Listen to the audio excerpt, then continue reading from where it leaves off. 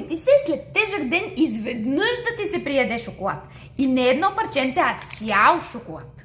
Когато ни се яде шоколад, често обвиняваме себе си, че нямаме воля.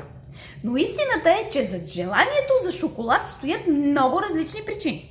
Понякога тялото ни има нужда от магнезий. Друг път пък сме преуморени и мозъкът ни търси бърз източник на енергия. Но най-често желанието за шоколад не е глад, а утеха или награда след труден ден. Той е начин за няколко минути да усетим спокойствие, удоволствие или облегчение.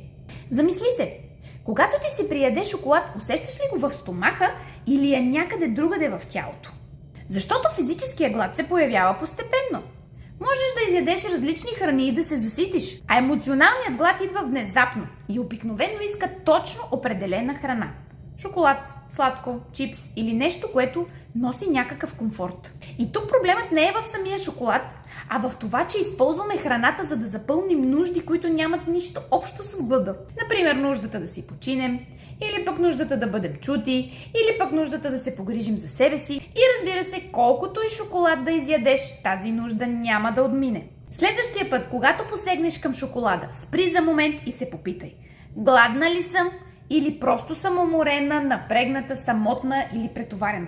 От какво наистина имам нужда? Понякога тези въпроси могат да променят не само хранителните ни навици, а и начинът, по който се грижим за себе си. Последвай ме за още подобни видеа.